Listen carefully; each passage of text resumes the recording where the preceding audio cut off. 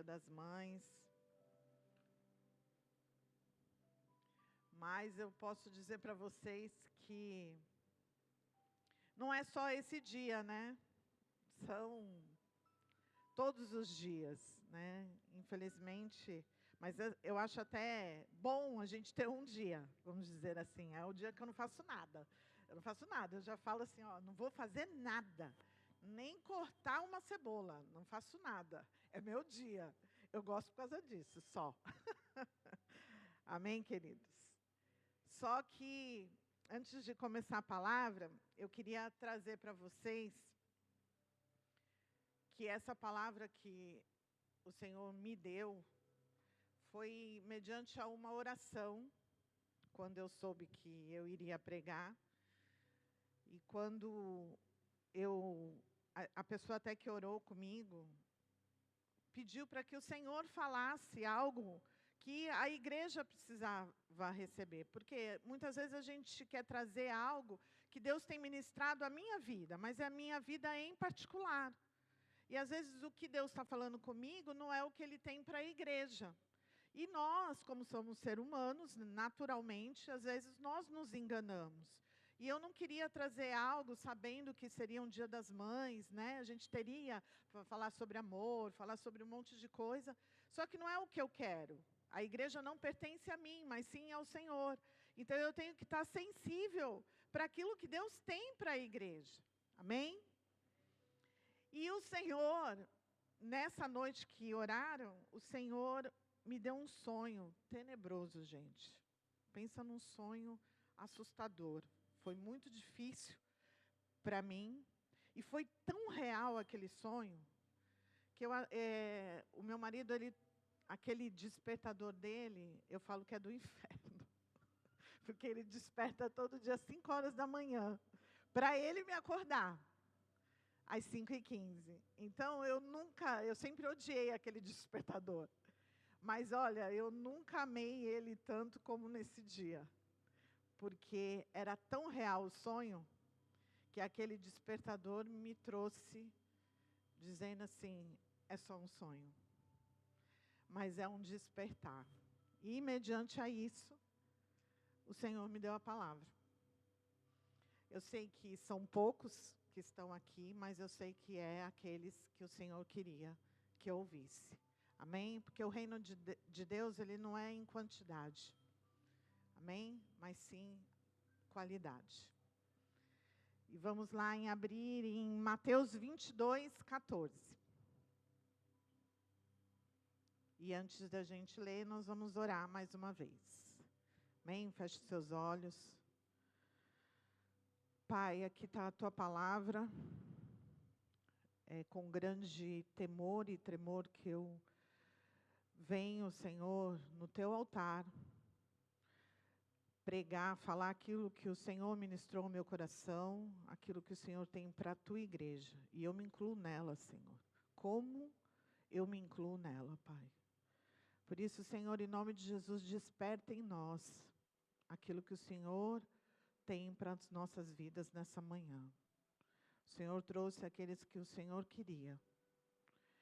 Por isso, Senhor, abra os ouvidos espirituais, que nada venha impedir, Senhor, deles ouvirem a sua voz.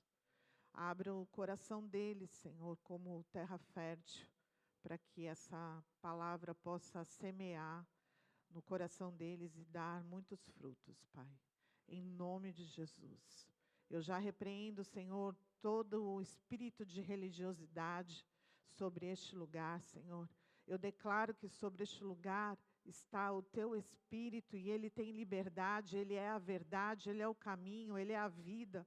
E é Ele que tem liberdade no nosso meio. Por isso, se mova, movimente, Senhor, aquilo que o Senhor tem para essa manhã. Em nome de Jesus, Pai. Eu te louvo e te agradeço, em nome de Jesus. Amém. Amém? Então vamos lá, Mateus 22:14, que diz assim: pois muitos são chamados, mas poucos são escolhidos. Amém? Eu gosto da palavra de Deus. Não, deixa eu me arrumar, porque ele falou que vai hoje me deixar como atriz de brincando, gente. Então, vamos à palavra, vai, que senão tu vai me deixar nervosa. Amém? Já deu para tirar? Ah, oi, esse copo? Tá bom. Pode tirar? Tá bom? Não, eu não gosto. Eu não gosto. Acabou. Eu detesto isso, gente. Vocês podem ver que eu não posto nada na minha internet, porque eu não gosto. Eu detesto. Mas amém. Vamos ao que interessa, que é a palavra. Amém? Eu gosto da palavra de Jesus, porque Jesus, ele sempre tem uma palavra de conforto. Ele sempre tem uma palavra de amor, né? Mas, em particular, eu gosto da palavra de confronto. Eu sempre gostei. Porque eu sou tratada dessa forma diante de Deus, de ser confrontada. Até há poucos dias eu estava conversando, né, com um líder, e eu falei assim para ele, eu gosto que fale que eu estou errando e aonde eu estou errando. Por quê? Porque assim eu sei aonde eu preciso trabalhar. E muitas vezes a gente caminha, né, de uma maneira que a gente achando que está abafando e não está. Então, eu sempre gostei da palavra de confronto. E Deus ministra muito a minha vida. E esse versículo, ele é uma palavra de confronto. Porque ele diz assim, muitos são chamados, mas poucos são escolhidos. E como assim? Essa palavra, essa frase que Jesus disse, ela não foi aleatória. Havia, antes dele terminar uma parábola, vem essa última frase. Que ele quer dizer, ele estava passando por um processo de confronto, Jesus. Ele estava, se você entender, para vocês entenderem melhor o contexto, a gente pode abrir lá em 21, Mateus 21, 23, aonde não é fariseus, né, mas eram considerados como os tais fariseus, mas eram os principais sacerdotes, líderes. Eles confrontaram Jesus, fazendo uma pergunta, com que autoridade você tem feito essas coisas? Porque o que Jesus estava fazendo? Ele estava confrontando a religiosidade daquele povo. Ele estava mostrando que eles não eram aquilo que eles aparentavam ser. Ele estava, tanto que ele chegou no templo e ele expulsou todos os comerciantes dali. Por quê? Porque estavam fazendo a igreja, o templo de Deus, como um comércio. Eles não estavam ali interessados pelaquilo que realmente era verdadeiro. Amém? Ele estava interessado, era para os seus próprios benefícios. E ele ainda, Jesus, estava confrontando o povo de Israel, dizendo que eles não estavam dando frutos. Então, eles estavam o quê? Atemorizados. Porque ele estava desmascarando quem eles eram. E isso ia atrapalhar eles mesmos. E essa palavra, ela não é só para trazer um ensino sobre a salvação. É para que seja um espelho para nós. Porque Jesus, ele não estava falando com pessoas afastadas, que não conheciam a religião. Ele estava falando para pessoas que frequentavam o templo, que conheciam a palavra. Eles tinham a posição espiritual concedida por Deus. E eles tinham uma aparência espiritual.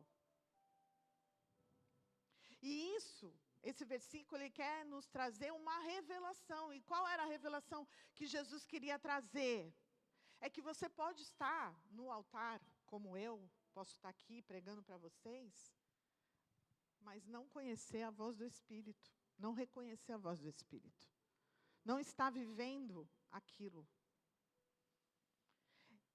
Também é uma aparência de transformação e nunca ter sido transformada aqui dentro. Por quê? Porque aqueles homens, eles eram descendentes, eles eram descendentes de Arão, eles tinham sido autorizados por Deus para estarem ali, para serem sacerdote. Então, o que Jesus quer dizer? Não é porque foi te dada a autoridade, que se você não tiver uma vida verdadeira, você não entra no reino dos céus. E muitos querem o altar, muitos querem pregar, muitos querem cantar, muitos querem falar, mas não vivem. E ele estava trazendo esse confronto para o povo. Uma palavra que nos obriga a olhar para nós e nos avaliar. Para examinar o nosso próprio coração, não para ficar apontando, então é por isso que aconteceu isso com aquele. Não, é para você. Porque é você que vai dar conta diante de Deus, amém? Então, Deus não procura aparência, Ele procura a verdade, porque Ele é a verdade. Então, não tem como você andar com Deus vivendo num mundo de mentira. Vivendo num mundo de aparência. Porque hoje eu vejo, que nós estamos vivendo num tempo muito fácil de viver uma aparência espiritual. É possível, sim, gente. E ele mostrou isso através desse texto, que é possível. A gente cantar? Sim. Cantar, mas sem entrega nenhuma? Sim. Da gente pregar sem intimidade? Sim. Porque hoje a coisa mais fácil é você arrumar uma palavra e vir pregar.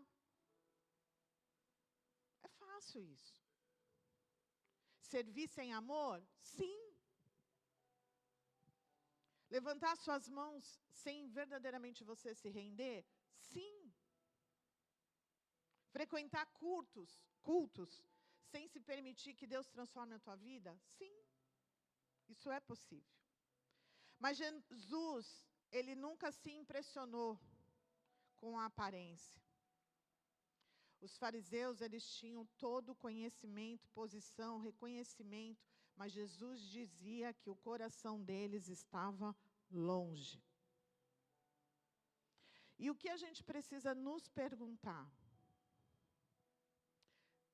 Quem sou eu? Pergunta para você, quem é você? Quando ninguém está te olhando. Quem sou eu fora do culto, no meu dia a dia? A minha vida secreta, ela combina com aquilo que eu vivo e demonstro publicamente na igreja? Eu busco transformação ou apenas um alívio emocional? Porque o reino de Deus, gente, não é sustentado de aparência. Ele é sustentado pela verdade. A verdade de Deus. E a gente tem que parar. Porque assim, a gente está vendo que os fins dos tempos estão cada vez mais próximo. Está cada vez mais próximo. E se Jesus voltasse hoje? Porque foi exatamente o que aconteceu comigo no sonho.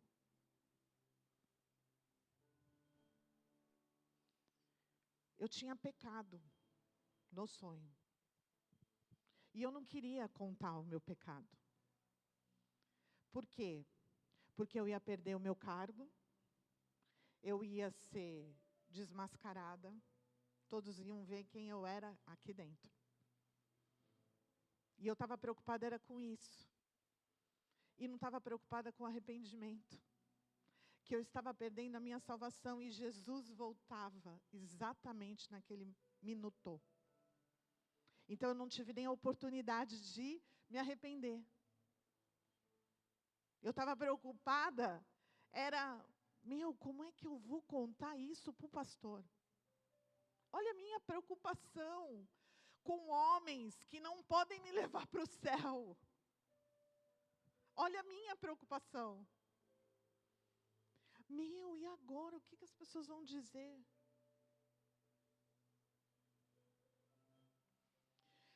E Jesus, quando ele confrontou esses homens, ele disse, ele trouxe uma pergunta para eles. Tá bom, eu vou responder para vocês, mas primeiro vocês precisam me responder. Quem é João Batista? Ele batiza apenas, mas se disser, não, peraí. Jesus respondeu, eu lhe direi com que autoridade faço essas coisas, se vocês me responderem uma pergunta. A autoridade de João para batizar vinha do céu ou era apenas humana? E aí eles entraram em pânico. Por quê? Porque se eles respondessem que era do céu, por que vocês não creram? E se eles respondessem, não, era humana, ele sabia que o povo ia, porque eles acreditavam em João, ia apedrejá-los. Mas, na real, o que Jesus queria mostrar? Que eles não estavam preocupados com a resposta. Eles não queriam nem saber o que Jesus queria falar. Eles estavam preocupados que eles não iam poder mais manipular o povo e fazer do jeito que eles queriam. Essa era a preocupação deles. E não a preocupação de entender aquilo que Jesus estava trazendo para eles. Para eles se examinarem, para eles verem aonde estava o coração deles. E aí Jesus mostra para eles 3 parábolas. Porque ele fala assim, olha, então tá, eu vou mostrar para vocês. O que é o reino de Deus? Você só vai entrar se você entender o que é o reino de Deus. E ele traz a primeira parábola, que eu não vou me estender, porque eu não quero me demorar, então eu nem vou ler. Eu só vou trazer, depois você lê na sua casa. Amém? A parábola dos 2 filhos. Ele pergunta para um dos filhos, vai lá e faz. E o outro fala assim, não vou. Mas ele acaba indo e fazendo aquilo que o pai ordenou. O outro falou, tá bom, eu vou fazer. Mas chegou lá e não fez. E aí ele faz essa pergunta. A vocês lhe responda, sim, Senhor, eu vou, mas não vou. Qual dos 2 obedecem ao Pai? E eles responderam, o primeiro. Então Jesus explicou, eu lhes digo a verdade. Cobradores de impostos e prostitutas entrarão no reino de Deus antes de vocês. Por quê? Porque ele está falando aqui o quê? Eles se arrependeram. Porque o filho foi lá, falou que não ia, mas acabou indo e fazendo aquilo que Deus queria. Então não adianta você ter todo o conhecimento, mas na hora que Deus te mandar, você não fazer. Porque você não vai entrar no reino dos céus. Você não é e não faz parte. Você é aquele que foi chamado, mas você não é aquele que será escolhido. Porque o arrependimento, ele não é culpa. Ele é uma decisão. Eu decido. E para você entender melhor, ele não é emoção. Porque muitos acham que eu me arrependi, chorei. E muitos choram e não mudam.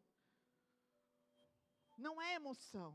É uma decisão, porque aquele filho, ele falou que não ia. Então mostra que realmente ele foi contra a vontade dele, mas ele cumpriu. Então muitas vezes você vai fazer aquilo que é a vontade de Deus, mesmo você achando que não é certo, que você não quer, mas eu vou fazer porque eu entendi o que Deus tem para a minha vida. É para isso, é para o reino. Eu estou indo, para o reino, eu não estou indo para o inferno. Eu estou indo para o reino. Eu acho que a igreja precisa acordar para isso. Nós estamos muito, para o nosso umbigo, para a nossa vontade. Nós estamos vivendo isso hoje. Zaqueu foi um homem que ele não chorou quando ele foi confrontado no pecado dele, porque ele era corrupto, ele roubava. E quando Jesus entrou na casa dele, o que ele falou? Se eu roubei, eu vou restituir 4 vezes mais. Ele chorou? Não. Mas ele teve arrependimento. Então é mudança. Se você não se arrependeu até hoje, você precisa se arrepender. Porque o dia e a hora você não sabe. Porque foi esse desespero que eu tive na hora que eu estava no sonho. Eu não tive a oportunidade de me consertar. E Jesus voltou. Então, se existe algo dentro de nós que impede, que dá essa resistência de transformação, clame a Ele. Porque Ele vai te ajudar, amém? Será que é o orgulho? Porque muitas vezes o que eu senti no sonho era orgulho. Eu não quis confessar porque eu sabia que eu ia ser detonada. Não, a gente precisa ter um coração humilde e reconhecer os nossos erros. Vaidade. Por quê? Porque eu ia perder. E quem gosta de perder? Eu sou uma que sou super competitiva, gente. Eu detesto perder. Eu falo que eu até uso a Bíblia para mim mesmo, para me favorecer. Falando que Jesus falou que nós nascemos para vencer. Então, eu nasci para vencer. Mas é verdade, nascemos para vencer. Mas será que isso tem me impedido? A mentira. Porque muitas vezes nós mentimos para nós mesmos. Não tem como andar junto com Cristo se você vive mentindo. Não tem. É mentira, é pouca. Não, é mentira, gente. Impurezas. O que você tem visto, o que você tem ouvido. O que você tem, aonde tem colocado os seus pés. Aonde você tem colocado as suas mãos. Inveja, ego.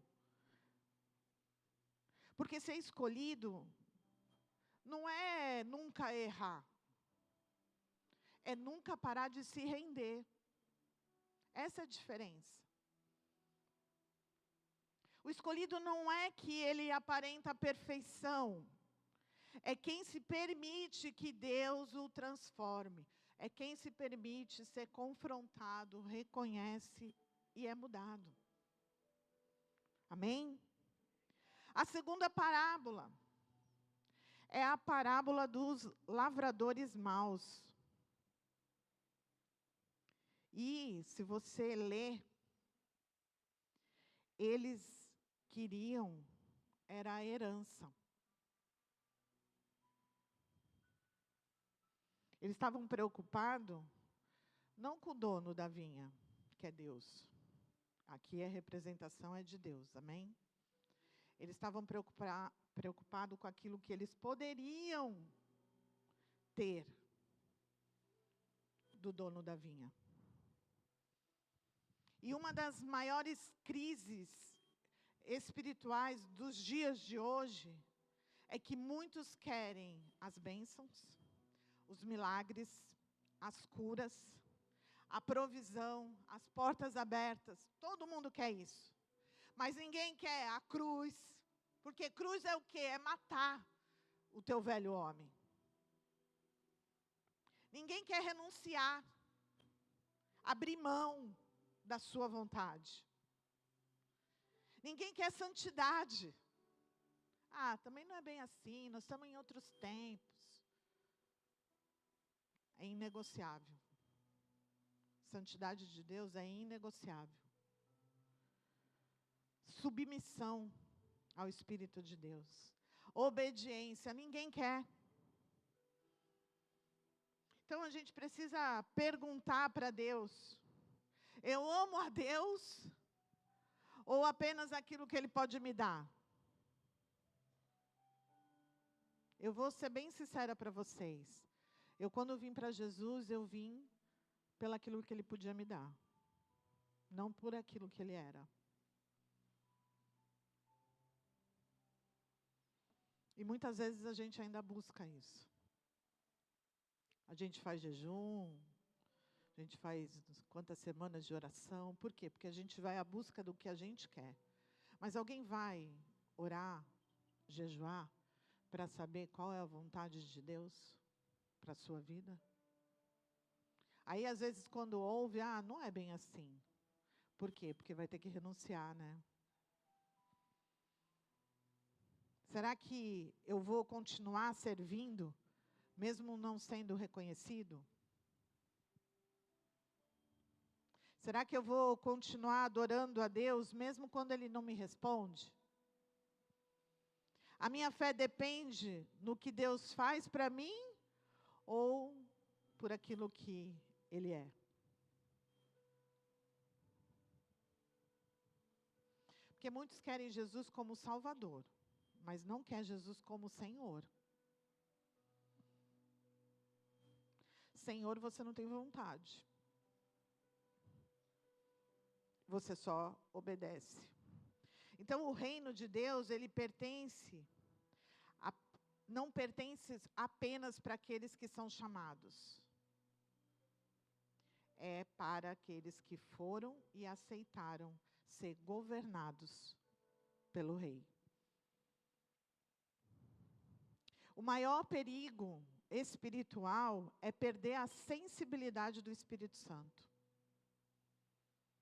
Gente, que perigo é isso? E o que nós vemos são líderes religiosos aqui ouvindo Jesus pessoalmente. E mesmo assim, eles não reconheceram quem Ele era.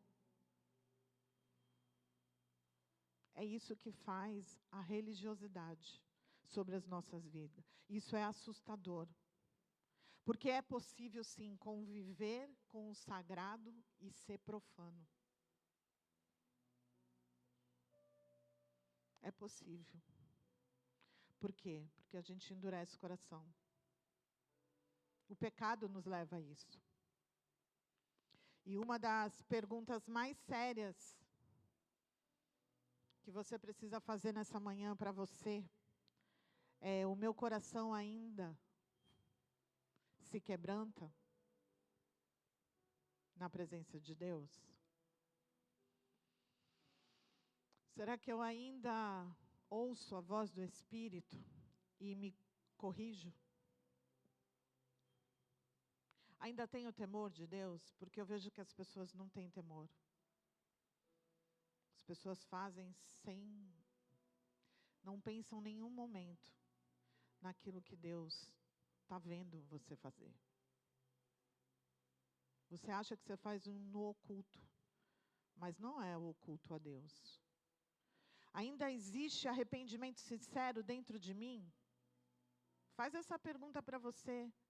Porque às vezes a gente se acostumou com o espiritual. A gente sabe que tem que ler a Bíblia, a gente ora, a gente tem comunhão com os irmãos, a gente até fala das coisas de Deus, mas ela não está mais entrando e constrangendo aqui dentro, que é exatamente essa é a função do Evangelho. É um evangelho de amor? Sim, porque nós somos mães. E sabemos que nós corrigimos nossos filhos porque amamos. E porque queremos o melhor. E é a mesma coisa o Senhor. Ele nos corrige porque nos ama. E quer nos dar o melhor. Não é verdade?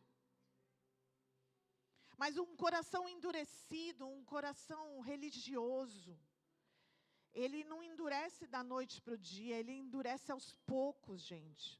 Não é, hoje eu acordo e falo, hoje eu não estou sentindo nada. Não, não é. Por quê? Como é que começa? É quando você ignora as correções. Você começa a negociar o seu pecado. Não é bem assim, olha, eu tive que fazer isso, porque senão, não tem. Ou é ou não é. O que passa disso, o Senhor fala que é o quê? É do inferno. É sim, sim ou não, não. Ou quando justificamos as nossas atitudes erradas. Eu fiz isso, mas é porque você não sabe o que ele fez. Não interessa. Eu sempre falei isso nas rodas. Independente do outro, você tem que dar conta de você. A minha atitude independe do outro.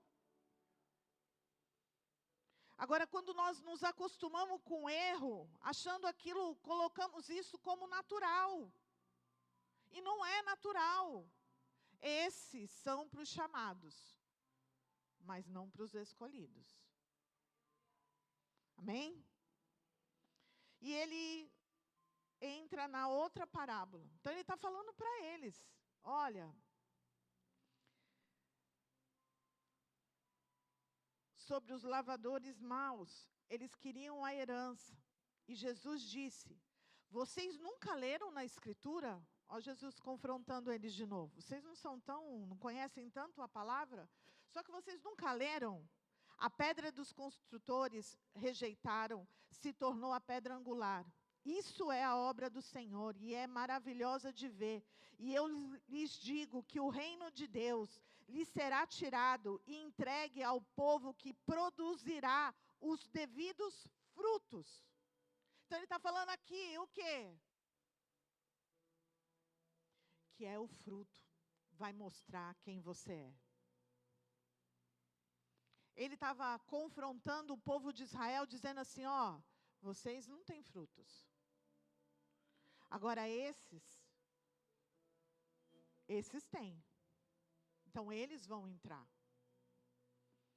Eles vão entrar.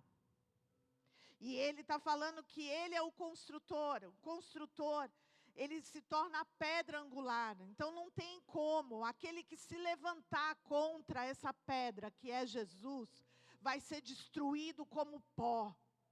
Vai ser destruído como pó. Como é que nós... Aí ele ainda fala assim, aquele que anda e tropeça, aquele que caminha sem, aquele que acha que é alguma coisa, vai ser destruído por essa própria pedra.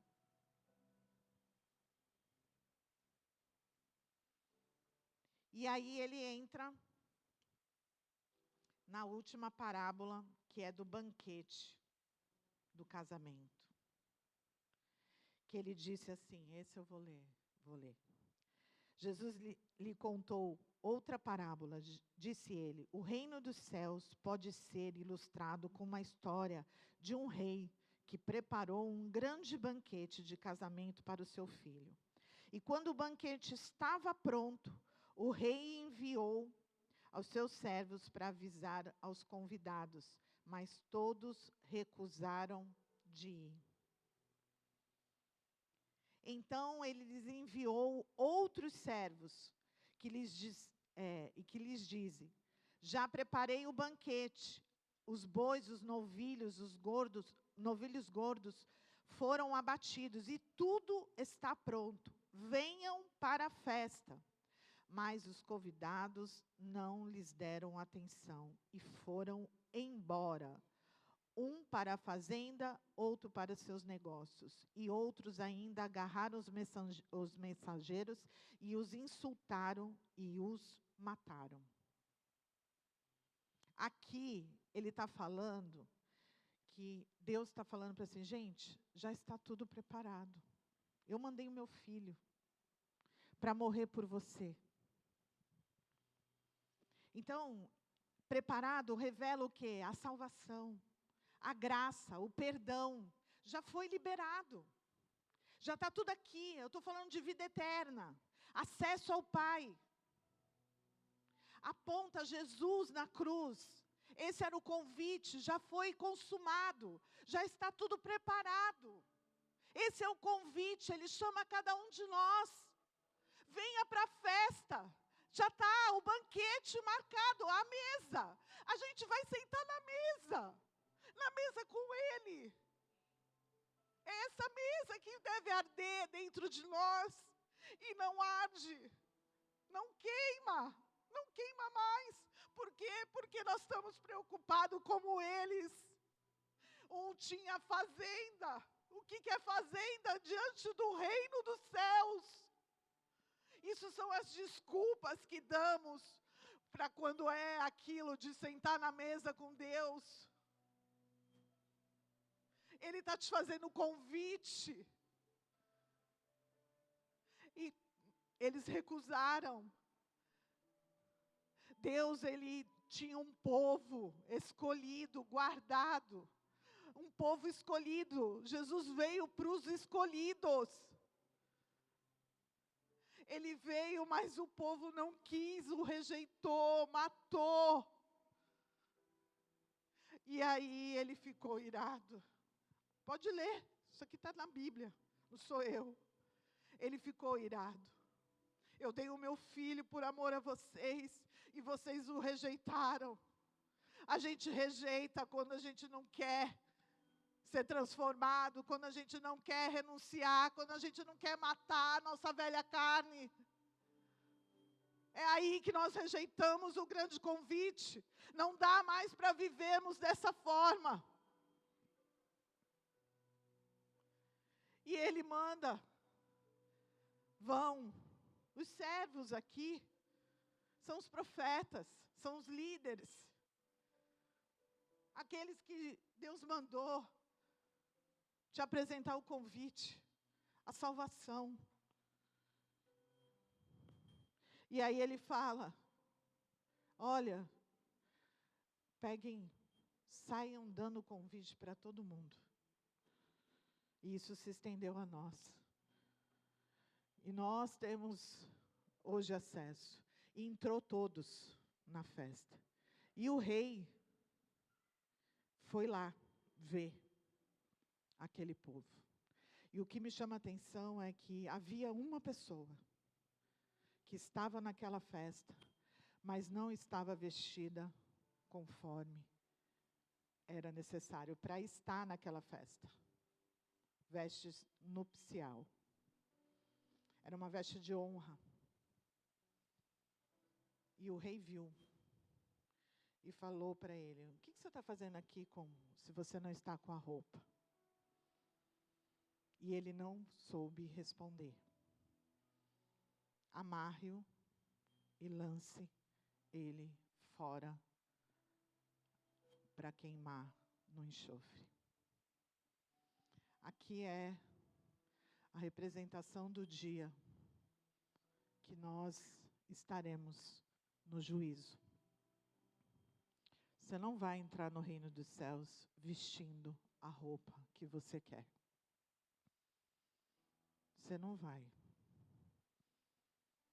Aqui é claro o que ele está falando. Não é de qualquer jeito. Existe uma roupa santa.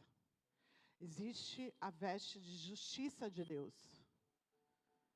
E se você não vestir e não estiver com essa roupa, você vai ser lançado fora. Você pode estar até na festa, como esse homem estava, mas ele não permaneceu. Você pode até ter sido convidado, como você pode estar até aqui. Você pode até frequentar a célula, você pode até falar de Deus, você pode até testemunhar, você pode até ser um aparente discípulo. Mas você não vai entrar.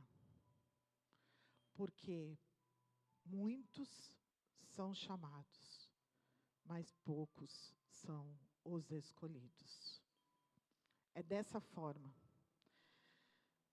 Então, as vestes espirituais aqui a gente pode entender como o nosso caráter, as nossas atitudes, a nossa pureza, nossa humildade. A pergunta não deve ser, eu entrei na festa, mas a minha vida revela que fui transformado com Cristo? Os escolhidos são aqueles que permanecem. Muitos começam, mas poucos permanecem. Muitos se emocionam, mas poucos suportam o processo. Muitos querem o altar, mas poucos aceitam a cruz. Então, ser escolhido significa continuar obedecendo, mesmo quando dói. Dói, viu, gente? É continuar mesmo sem aplausos, mesmo sendo incompreendido, mesmo em silêncio, mesmo sem o processo. E eu queria terminar, glória. Talvez o maior engano espiritual seja pensar que estar perto das coisas de Deus significa estar perto de Deus. Eu vejo muita gente, às vezes, eu entro em algumas casas, onde a Bíblia está aberta no Salmo 91, achando que aquilo protege. Não, o que protege você é você ter uma vida debaixo da vontade de Deus, daquilo que você realmente precisa fazer. Amém?